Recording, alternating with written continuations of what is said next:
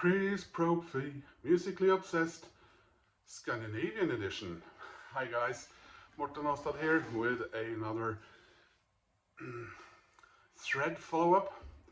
Just did a thread where I answered Chris Prophy's video. Show 3 records you are fairly certain you've never shown before.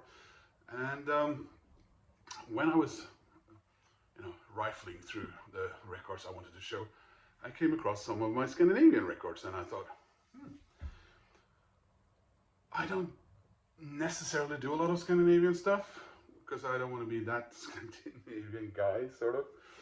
Anyway, I picked out 3 Scandinavian records that I have never shown, and they are all from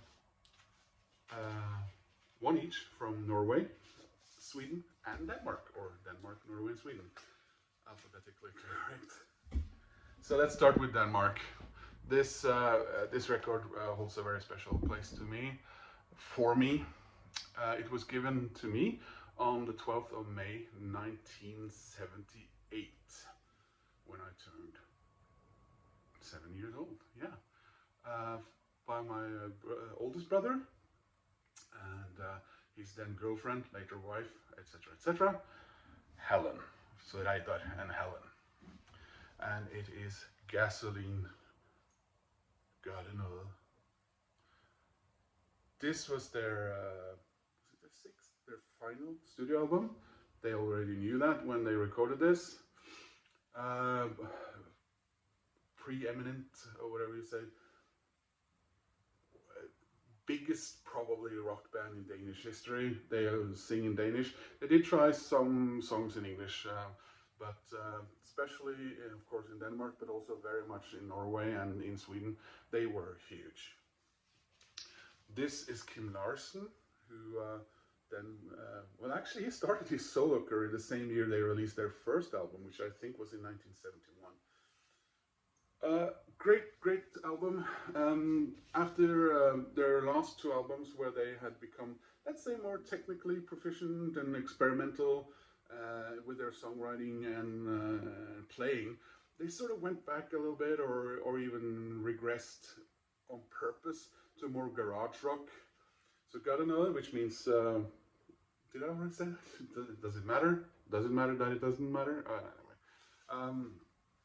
Was very, very rock oriented. Here we go, the rest of the members, and here you can see I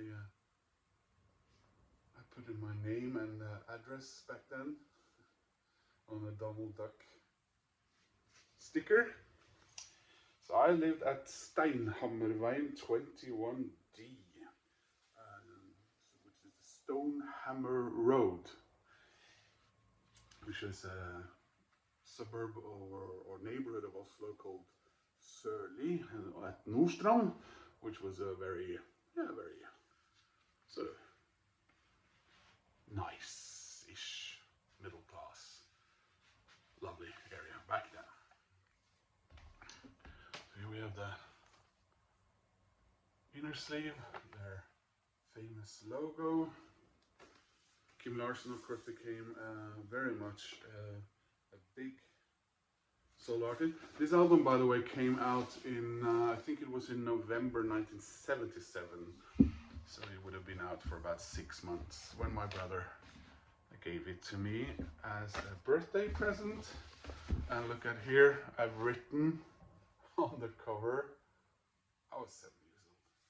So it says, Fikk av Reidar og Helen 12. Mai, which means it was given to me by Reidar and Helen on the 12th of May. So this, I don't even dare playing it. I don't know what kind of condition it is in, and I'm kind of worried I'll get upset or something. So next out, I'm gonna jump over Norway and go to Sweden. This is a record by an artist that has meant a lot to me in my life, because my dad loved this artist. My dad, when he went, well, especially when he was on holiday or in the weekend, was done working, I remember he would love eating cashews, and he drink a little scotch, and he would get out his his acoustic guitar and play as mostly Scandinavian troubadour songs, visesanger, or folky songs and stuff like that. So he was a big fan of this artist. This is Cornelis Fresvik. Cornelis Fresvik. Cornelis Fresvik. He was born in the Netherlands, but was one of those war children.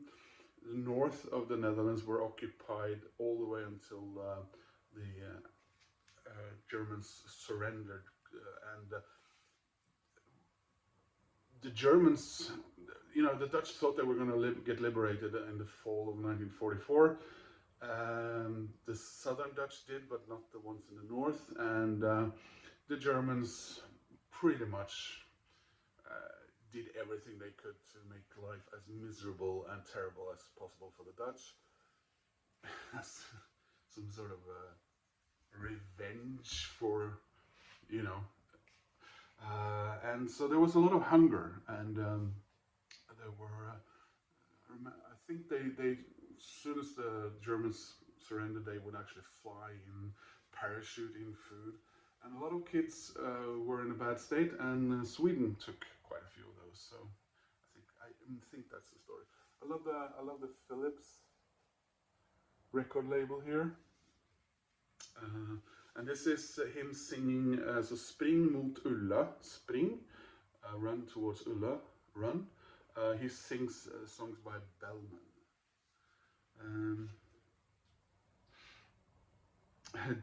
Denna LP tillägnas min svensklärare, adjunkt Carl Axel Ljungström. So he dedicates the records to his Swedish teacher, Carl Axel Ljungström. And yeah, I love that. Of course, artists and so on, he unfortunately died way too soon. They made a biopic, a film about his life a few years back, and he was actually played by a Norwegian in the film. Which is kind of okay because he was Dutch in a way, I don't know. And it was played, I don't remember his real name. He's called Hank von Helvete from a Norwegian rock band. Some of you will probably know by now. So yeah, anyway, Cornelis Fresvik means a lot to me. He's